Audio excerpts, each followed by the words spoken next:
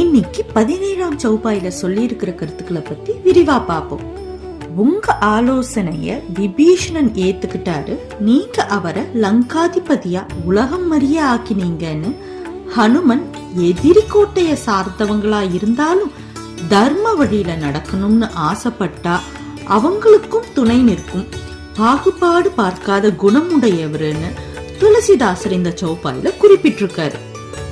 இந்த சௌபாய் மூலமா 2000 வருடத்துக்கு மேல பழமையான வால்மீகி ராமாயணத்துக்கும் 500 வருட பழமையான ராமச்சரித்த மானஸுக்கும் உள்ள வேற்றுமையை நம்ம பார்க்க முடியுது.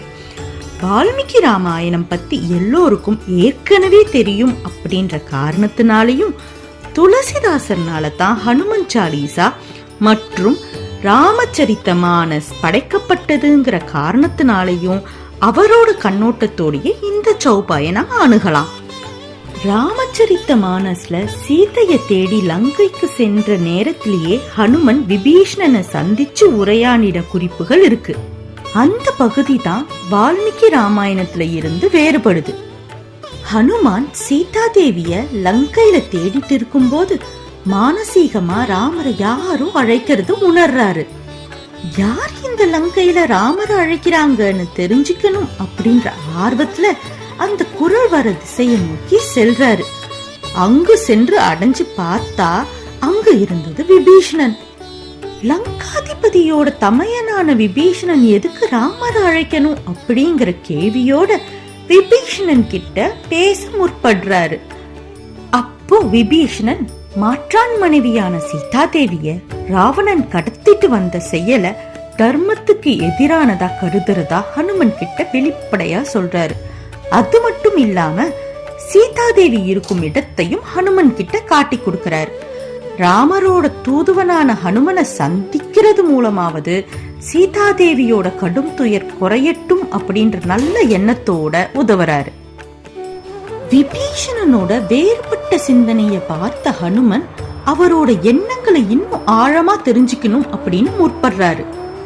அப்போ அவர் ராமரை அழைச்சதன் காரணங்கள் என்னன்னு கேட்டபோது விபீஷணன் விருப்பமில்லாத பெண்ணை அபகரிச்சு வந்தது தர்மமற்ற செயலாவும், ராவணனோட இந்த செயல் லங்கையோட கௌரவத்தை கெடுக்கும் விதமாய் இருக்கிறதா, இது போன்ற செயல் லங்கையின் பாதுகாப்புக்கு அச்சுறுத்தல் கொடுக்கும் அப்படின்ற காரணத்தினாலையும் இதனால லங்கா மக்கள் அனைவரும் பாதிக்கப்படுவாங்கன்னு தொலைநோக்கு பார்வையோட ஒரு செயலின் பாதிப்பை பத்தி தெளிவா எடுத்துரைச்சது ஹனுமனை வியக்க வச்சது. இதன் காரணமா தான் நான் ராமரை அழைச்சு அவரோட சீதாதேவியை சேர்த்து வைக்க விரும்பினேன் அப்படின்னு சொல்றாரு. இத கேட்ட ஹனுமன் விபீஷணன் கிட்ட தர்மத்தை ராவணன் கிட்ட எடுத்து உரைக்கும்படி வலியுறுத்துறாரு. பின்பு சபையில ஒரு நாள் ராவணன் கிட்ட தர்மத்தை போதிச்சதுனால விபீஷணன் வெளியேற்றப்படுறார். வெளியேற்றப்பட்ட விபீஷணனை ஹனுமன் சந்திச்ச போது தர்ம யுக்தத்துல விபீஷணனை தர்மத்தின் பக்கம் இருக்க சொல்றாரு. அதையும் விபீஷணன் மனமாற ஏத்துக்கிட்டு ராமருக்கு பேருதவி செய்யறாரு. இந்த யுக்த காண்டம் தமையன் தவறே செய்திருந்தாலும் அவருக்கு துணை நிற்பேன் அப்படின்ற கும்பகர்ணனோட செயல் தர்மமா, இல்ல தவறு நேர்ந்தா அது சுட்டி காட்டி தவற திருத்திக்கும்படி அறிவுறுத்தும் விபீஷணன் செயல் தர்மமா அப்படின்ற கேள்விக்கு பதிலா அமைஞ்சிருக்கு. தமையனோட இல்ல தந்தையோட தவறான செயலுக்கு துணை நிற்க மாட்டேன் அப்படின்னு அந்த செயலை எல்லோரும் சபையில ஒருவேளை எதிர்த்திருந்தா ராவணன் போற கூட நிறுத்திருக்கலாம். யாருக்கு தெரியும், ஒரு தவற சப்போர்ட் பண்றது கண்டிப்பா தன்னை சார்ந்தவங்களுக்கு நாம செய்யற பெரிய கெடுதல் அப்படிங்கிறது தான் நம்ம தர்ம சாஸ்திரங்களும் புராணங்களும் நம்மளுக்கு எடுத்துரைக்குது. இப்போ இந்த ஸ்லோகத்தோட ஆர்டர் வைஸ் மீனிங்க ஒரு தடவை பார்த்துடலாம்.